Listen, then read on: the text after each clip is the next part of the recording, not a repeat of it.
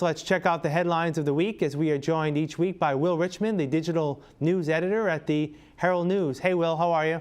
I'm good, Keith. How you doing? Good. First of all, kudos. Congratulations to the Herald News. The Herald News today launched a brand new website, a cleaner look. Has this been in the works for a while? Yeah, this has been, I'd say, at least a year in the making. Actually, probably a little bit longer now as we hit August. So today was the relaunch for the daily newspapers across Massachusetts in the Gatehouse New England chain. So the idea is that it's going to be a lot faster. You should see a lot more photos on it. And as well on mobile, the mobile experience is really something that we're hoping will be a great focus for people who are using this on their phones and their tablets. So that's really one of the highlights of it, as well as the mobile aspect of it. Should be really appealing for users. Yeah, we're looking at a little bit of it right now. That's always exciting, launching new looks of a website, but also a little, get nervous too, because you never know if things are going to work correctly. So congratulations to the Herald News on the launch of its new website.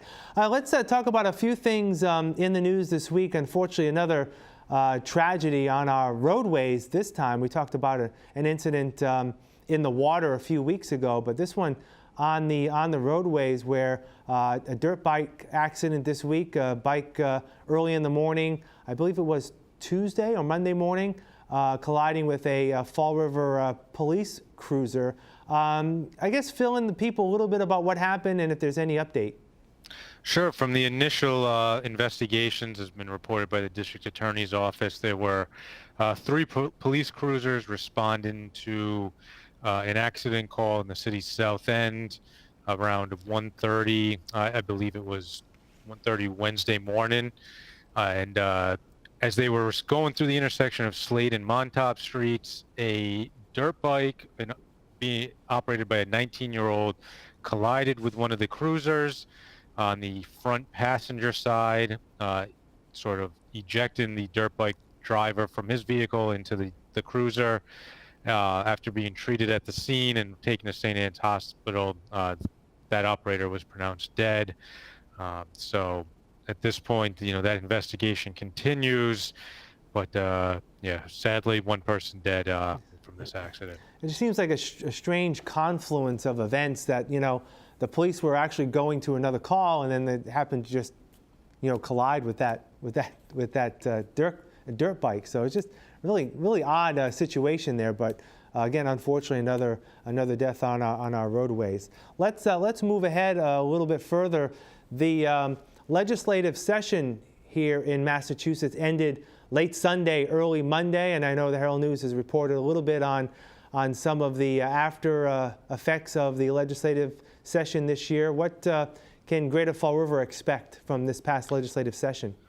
Yeah, some funding allocations should be coming Fall River's way now. Money for the King Philip Mill to kind of determine the future there and help with remediation of any cleanup, as well as the old police station on Bedford Street that also received a funding for environmental cleanup and remediation there. I know that has been a long time problem property in the city in terms of, it's sat there vacant for years, has been filled with vandalism, people entering the building. It is boarded up now, and I believe there's still fences around it. But even, the fire department wants nothing to do with it if something should happen there. So money for that hopefully will help to move that forward and, either get it knocked down or someone can come in. Money's there to get it cleaned up and get it redeveloped. And we'll have another story later on about one of the bills concerning alternative energy initiatives in Massachusetts and the local ramifications of that a little bit later on. Of course, today, as we mentioned, also we'll have a little bit later on the anniversary of the Borden murders.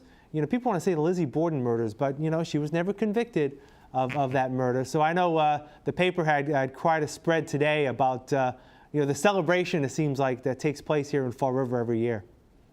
Yeah, actually, as we speak right now on Thursday afternoon, we have 2 reporters over at the Lizzie Borden house on the tour themselves.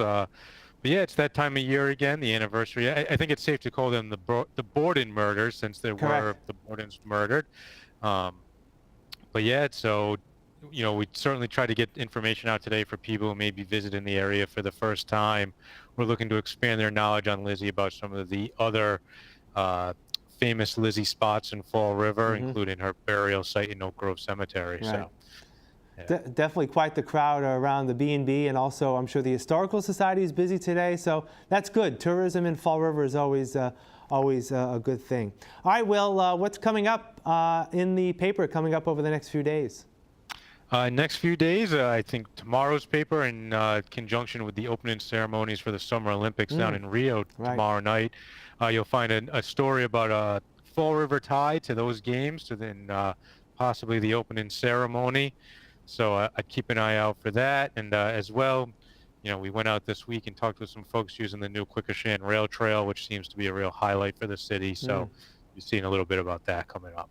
A lot of summer stuff as we're already in August. That means September's here, and then, well, I don't want to start talking about winter. Hey, let's not jump ahead. No, let's not get too far ahead. All right, Will Richmond, thanks a lot. We'll talk again soon. All right, have a good weekend, Keith.